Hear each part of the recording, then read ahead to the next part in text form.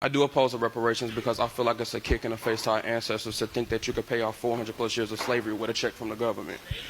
But I keep hearing, white people owe us reparations because they did this to us and stuff, but do you think we should hold black people accountable too? Because last time I checked, the first slave owner in America was actually African American, a slave owner from Angola by the name of Anthony Johnson, who also went to the Virginia courts to propose slavery. So I'm just like, it was successful, first account of slavery by a black person. Should we hold African Americans accountable as well? My answer would be no. No. I mean, there are those exceptions. There are those exceptions, but that wasn't the rule. And look, I think the entire reparations argument is so unbelievably convoluted and dangerous. First of all, you hit it on the point at the beginning where how do you do justice for something that was that sinful for that period of time?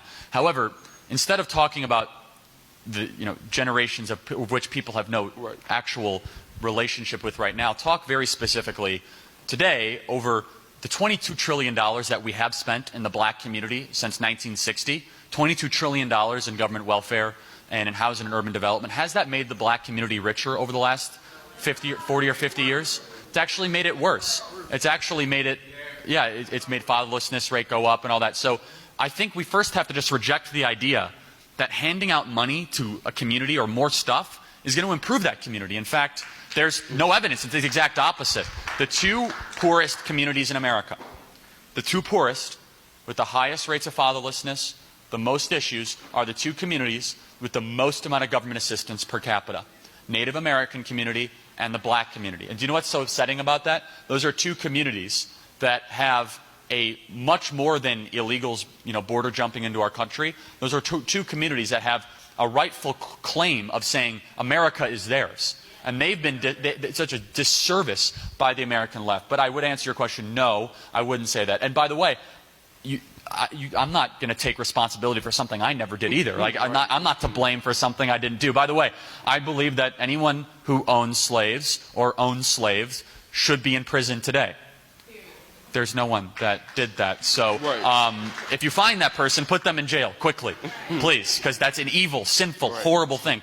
Lock it up and throw the key away. Here's the bigger question, though. Black America is suffering right now. It's doing better under President Trump, thank goodness. Over the next 20 years, how do we get fatherlessness rate to go down 1% a year for 20 years? What does that look like?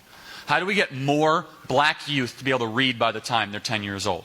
How do we get the black poverty rate to be sustainably fixed? How do we get the incarceration rate to go down? These are real questions. And handing out checks to a community that's suffered so much already under having a bunch of stuff, welfare, single motherhood assistance, SNAP, Medicaid, housing, urban development, we're talking about hundreds of billions of dollars that are spent already every single, and it's not making the community richer.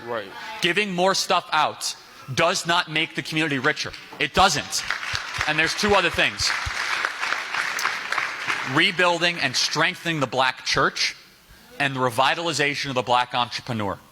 In order to make communities wealthier, you need people to take risks, which is why I talk about access to capital, why I talk about people that have an idea and acting upon that idea. Those are the two biggest things. Black fathers, black entrepreneurs. Those things are going to help revitalize a lot more than a reparations debate will in this country. So I appreciate it very much. So thank you.